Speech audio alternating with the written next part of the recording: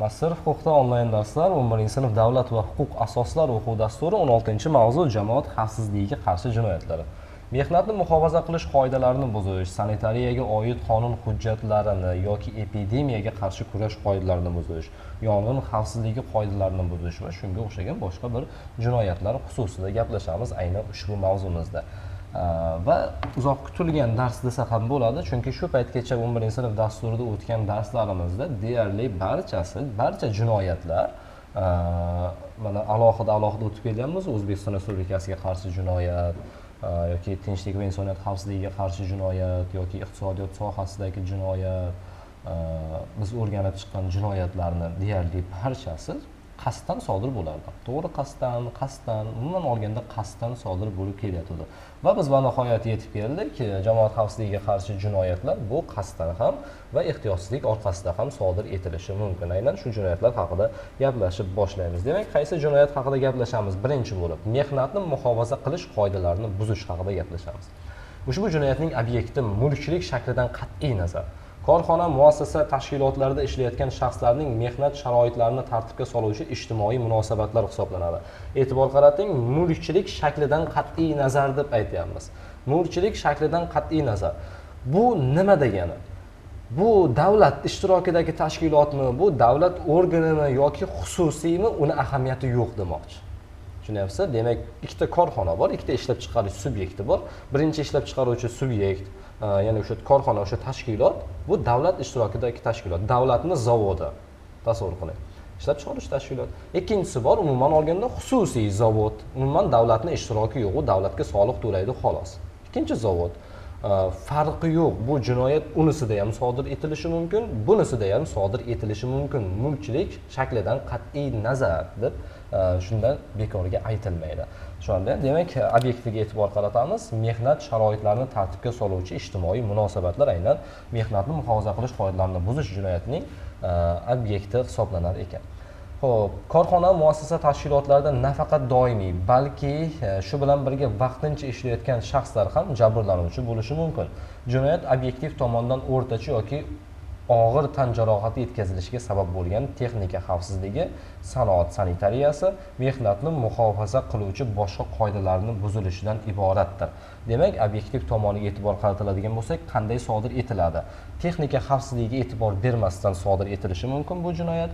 Sanoat sanitariyasiga buzgan holatda bu jinoyat sodir etilishi mumkin. Mehnatni muhofaza qiluvchi yoki shunga o'xshagan boshqa qoidalarning buzilishi natijasida bu jinoyat sodir etilishi mumkin. Shuning uchun bu jinoyatni, ya'ni mehnatni muhofaza qilish qoidalarini buzish jinoyatining obyektiv tomoni xuddi shu tarzlarda ifodalanishi mumkin.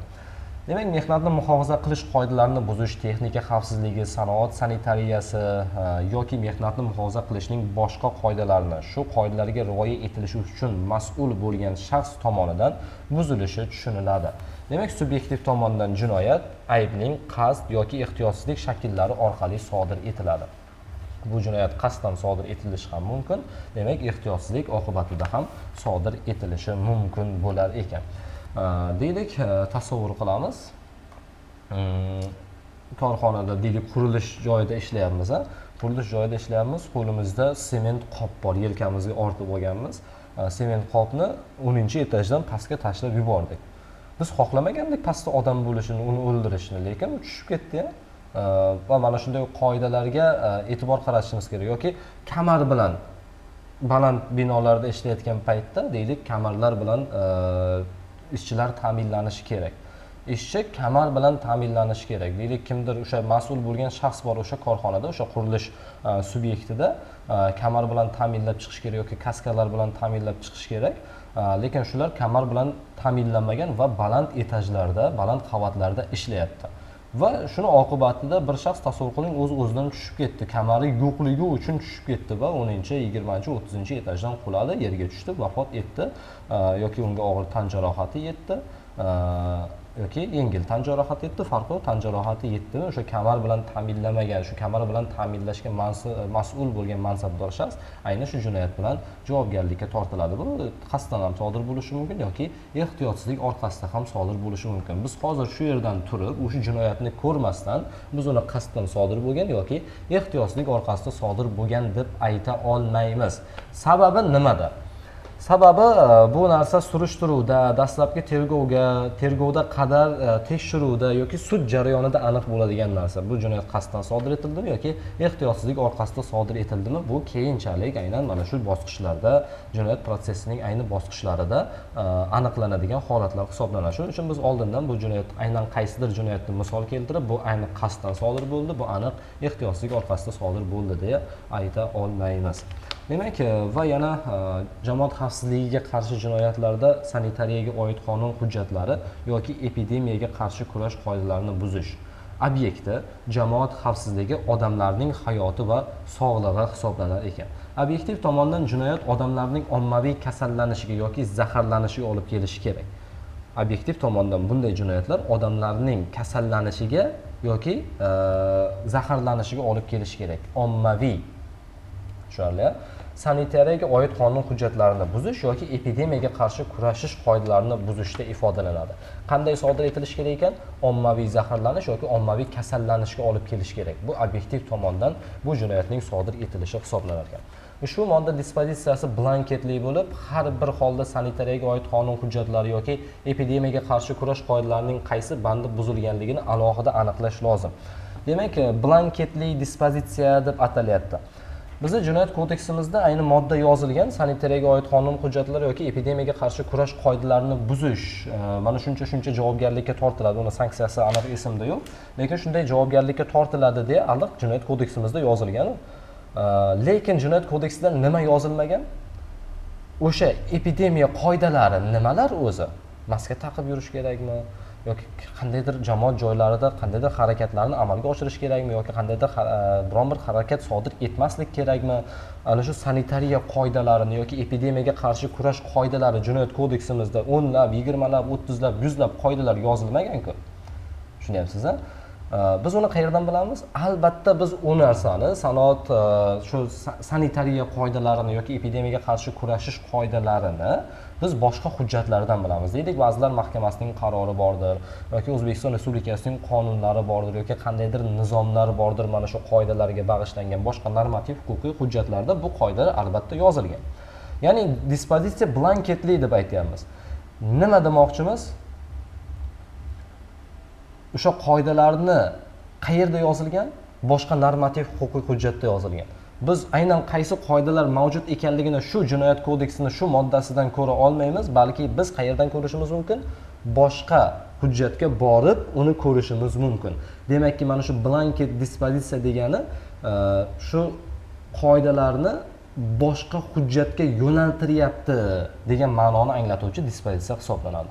Tushunarli? Biz uni tavsifini, to'lig'ini biz boshqa hujjatdan ko'rishimiz mumkin. Demak, bu blanket dispozitsiya hisoblanadi degan. Endi bu narsani, bu moddani to'liq tushunishimiz uchun, bu dispozitsiyani to'liq tushunish uchun albatta biz boshqa biron bir hujjatga murojaat etishimiz kerak. Aynan boshqa bir hujjatga yo'naltiradigan dispozitsiyalar blanketli dispozitsiya hisoblanadi.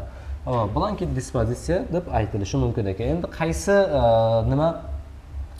modda qaysi jinoyat blanketli dispozitsiya bo'ladi degan savollar tushmaydi. Bundaqa savollarda tuzish yaxshi emas. Unaqa haqiqatga yaqin kelmaydi.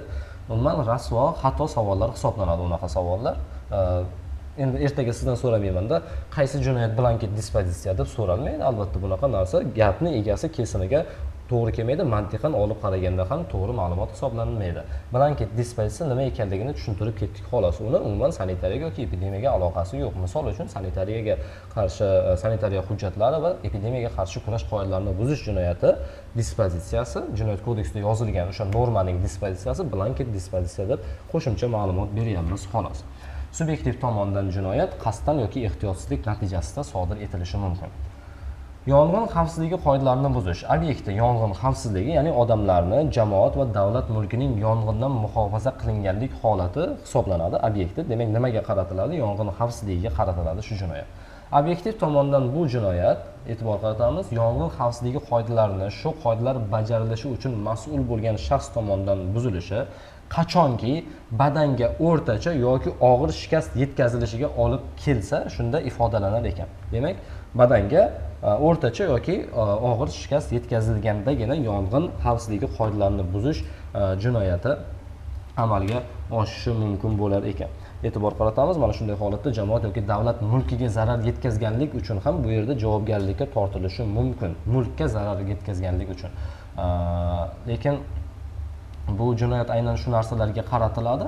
Agarda u shaxsni badaniga o'rtacha yoki og'ir shikast yetkazishga olib keladigan bo'lsa, albatta bu jinoiy javobgarlikka aylanib ketadi va bu qilmish jinoyat deb topilishi mumkinligi haqida gaplashamiz. Master huquqda onlayn darslar 11-sinf davlat va huquq asoslari o'quv dasturi 16-mavzu jamoat xavfsizligiga qarshi jinoyatlar mavzusi.